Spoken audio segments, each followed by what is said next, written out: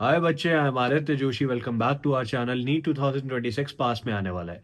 अभी घबराहट हो रही है, समझ नहीं आ रहा है भैया क्या करना है, कैसे करना है। और बहुत सारे बच्चे हैं जो सेफ स्कोर तक नहीं पहुंच पाए।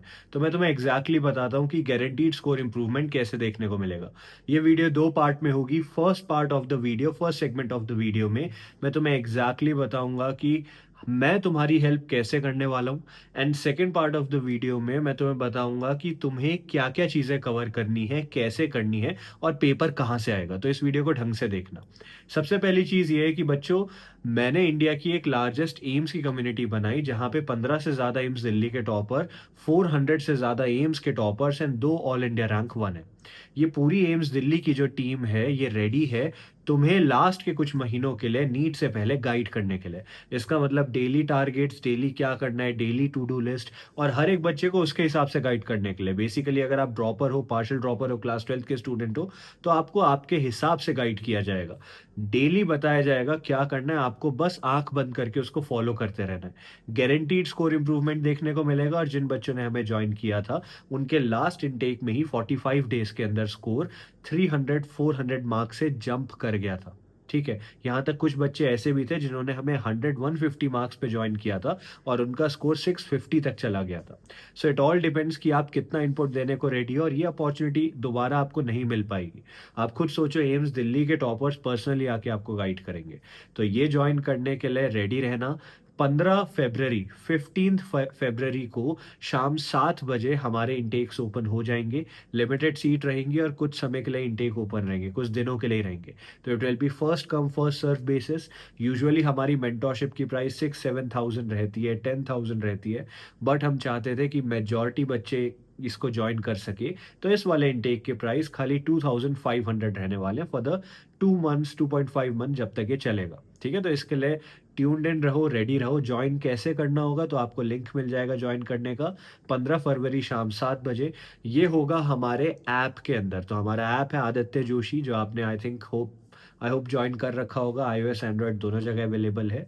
तो इसके लिए आप रेडी रहो। समझ गए। अब आ जाते हैं second part of the video में कि एग्जैक्टली करना क्या है, क्योंकि बहुत सारे बच्चे हो सकता है ज्वाइन ना कर पाए मेंटोरशिप, या क्योंकि सीट्स भी लिमिटेड है, हो सकता है ज्वाइन नहीं करना चाह रहे होंगे। तो बच्चों, बेसिकली बात ये है, we have to look at a lot of things. पहली चीज़ ये है कि हमारे नीट का ट्रेंड कैसा रहा है। मतलब 2020 ऑनवर्ड्स अगर हम पेपर उठा के देखें, लास्ट 5 to 6 ईयर्स के पेपर्स हम देखेंगे, तो हम यहाँ पे क्या चीज़ें देखेंगे। सबसे पहली चीज़ें ये हैं कि एनसीईआरटी के कुछ एरियाज हैं जहाँ से हर साल क्वेश्चन डेफिनेटली पूछा जाता है। मतलब मिनिमम 2 से 3 क्वेश्चन आते ही आते हैं। जैसे फिजिक्स केमिस्ट्री की एनसीईआरटी में सॉल्व एग्जाम्पल्स है, इंटेक्स क्वेश्चन हैं। फिजिक्स की एनसीईआरटी में पॉइंट्स टू पॉन्डर की टेबल है, समरी हो गई। बायो के एनसीईआरटी में एग्जाम्पल्स, टेबल्स, डायग्राम, समरी हो गई। तो ये सब मेरे एनसीईआरटी की मार्किंग्स में भी मैंने कवर करा है जहाँ से पेपर आता है। सेकेंड चीज़ आपको ये देखना है कि 2020 से 25 का पेपर अगर आप देखोगे, तो वहाँ आपको दिखेगा नंबर ऑफ क्वेश्चंस तो उतने ही है, लेकिन क्वेश्चंस के टाइप में काफ़ी चेंजेस आए। मतलब पहले नीट में काफ़ी to the point direct questions पूछे जाते थे, लेकिन अब क्या हो गया है, पेपर की डिफिकल्टी बढ़ाने के लिए statement based, assertion, reason, true and false, match the following, ऐसे टाइप के क्वेश्चन बढ़ा दिए गए। मतलब वो टाइप के क्वेश्चन जो आपका टाइम वेस्ट करने में एक्सपर्ट होते हैं। अब आपको खाली एक फॉर्मूला लगा के क्वेश्चन का आंसर मिल जाए तो it is very easy to do. लेकिन वहीं पे आपको सारी स्टेटमेंट्स रीड करनी पड़ रही है, तो लेंदी हो जाता है। लेंदी होने की वजह से बच्चों का टाइम मैनेज नहीं हो पाता, तो पेपर टफ हो जाता है। ये दो चीज़ें आप समझ गए। थर्ड चीज़ थर्ड चीज़ ये है कि पेपर टफ आएगा कि ईज़ी आएगा। तो बच्चों, अगर हम ट्रेंड्स देखेंगे तो हमें 2 तरीके की चीज़ें देखने को मिलती है। पहली चीज़ ये है कि जब पेपर टफ आता है उसके अगले साल पेपर ईज़ी आता है। मतलब 2016 में टफ था तो 17 में ईज़ी आया कंपैरेटिवली। 2019 में टफ था, 20 में कंपैरेटिवली ईज़ी आया। इसी तरीके से 2025 यानी कि लास्ट ईयर थोड़ा-सा टफ पेपर था, तो 26 में इस पॉइंट ऑफ व्यू के साथ हो सकता है comparatively easy and direct questions देखने को मिले। बट एक चीज़ आपको और याद रखनी है, वो ये है कि 2024 में जैसे कट ऑफ स्काई रॉकेट कर गई थी, वो दोबारा एनटीए नहीं चाहेगा कि कभी भी हो। इसका मतलब कुछ ट्रिकी क्वेश्चंस आपको ज़रूर दिखेंगे जो रैंक डिफाइनिंग क्वेश्चंस होंगे। तो जो बच्चा अच्छे कॉलेज के लिए एम कर रहा है, वो रैंक डिफाइनिंग क्वेश्चंस के लिए आपको हमेशा अपने आप को प्रिपेयर्ड रखना है। इसलिए हमने इन्हीं सारे एम्स दिल्ली के टॉपर्स के साथ मिलके एक पेपर प्रिडिक्शन टेस्ट सीरीज भी बनाई है, जिसको जॉइन करने का लिंक नीचे आपको मिल जाएगा। लास्ट ईयर 640 मार्क्स का पेपर एज इट इज़ यहाँ से आया था। ठीक है, मतलब सेम और सिमिलर क्वेश्चन देखने को मिले थे। ऐसा इसलिए क्योंकि एनटीए जहाँ से पेपर बनाता है, ये टेस्ट सीरीज भी उन्हीं एरियाज को टारगेट करके बनाई गई है। समझ गए? अब कुछ और चीज़ें इंपॉर्टेंट है जो आपको समझनी पड़ेंगी। वो ये है कि बच्चों देखो, नीट का पेपर टफ आए या इजी आए, आपको उस पे ज़्यादा ध्यान नहीं देना है, क्योंकि हमेशा जो रिजल्ट होता है वो एक बेल शेप्ड कर्व को फॉलो करता है। बेल शेप्ड कर्व का ये मतलब है कि मेजॉरिटी बच्चे ऐसे होते हैं जिनके मीडियन लेवल के नंबर आते हैं। ठीक है, बहुत कम होते हैं जिनके बहुत ही कम नंबर आए, बहुत कम होते हैं जिनके बहुत ज़्यादा नंबर आए। द थिंग इज कि पेपर टफ आएगा तो सबके लिए आएगा, पेपर इजी आएगा तो सबके लिए आएगा। आपको अपनी प्रिपरेशन अच्छे से बना के रखनी है, और लास्ट के कुछ समय पे आपको क्या-क्या करना है, क्या नहीं करना है, वो ढंग से सुनो। सबसे पहली चीज़, लंबे लेक्चर्स लगाना प्लीज़ छोड़ दो, क्योंकि अब हमारे पास इतना टाइम नहीं है कि हम लंबे लेक्चर्स देख सकें। अभी आई थिंक वन शॉट अगर आपको लगाना है तो ही लगाओ, इफ़ एब्सोल्यूटली नीडेड तभी लगाओ, वरना मत लगाओ।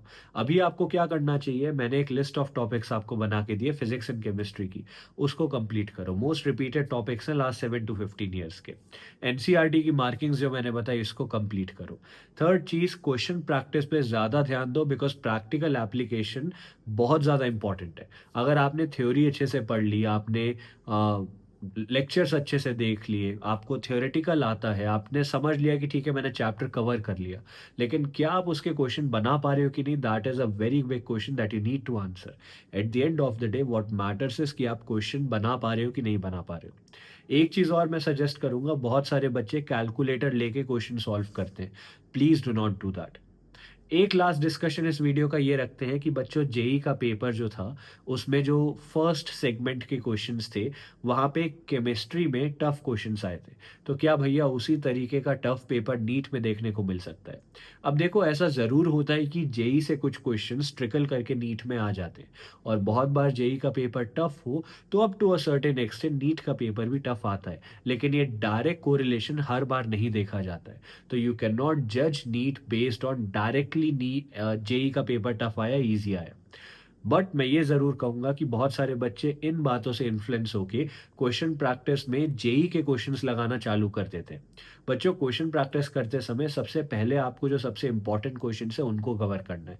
दैट इज एनसीईआरटी के question, solved example, intext question, back exercises.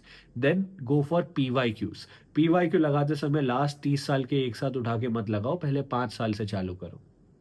After that go for exemplar, and once all that is done, then आप यहाँ पे जेई मेंस में जा सकते हो। अब बहुत सारे बच्चे क्या करते हैं, अपने मॉड्यूल्स के क्वेश्चंस लगाते हैं। बच्चों, मेरे को कोई दिक्कत नहीं है मॉड्यूल से, बट द थिंग इज कि जहाँ से एज इट इज क्वेश्चन उठाए जाते हैं, पहले वो रिसोर्स कंप्लीट करो ना, वो रिसोर्स एग्जॉस्ट करो। इसलिए एनसीईआरटी पे फोकस करो। अब वो बच्चे जो मेंटोरशिप ज्वाइन करने वाले हैं, आपको ज़्यादा कुछ भी स्ट्रेस नहीं लेना है, because everything will be handled by your mentor. Daily discussion होगा, डेली लाइव सेशन होंगे, आप अपने डाउट डेली जाके वहाँ पूछोगे, क्लियर करोगे, तो कोई दिक्कत आपको नहीं होने वाली है। जो बच्चे मेंटोरशिप ज्वाइन नहीं करेंगे, बच्चों प्लीज़ प्लीज़ कुछ भी करके अपना टारगेट रखो कि सेफ स्कोर जल्दी से जल्दी लेके आओ, तभी आप अपने ड्रीम मेडिकल कॉलेज का स्कोर अचीव कर पाओगे। अगर आपका स्कोर 300 से कम आ रहा है तो पहले बायो पे फोकस करो। बायो सबसे ज़्यादा स्कोरिंग होती है। चैप्टर में खाली 4 चीज़ें सबसे पहले कवर करो, एग्जाम्पल, टेबल, डायग्राम, समरी। 70% से ज़्यादा क्वेश्चन यहाँ से पूछे जाते हैं।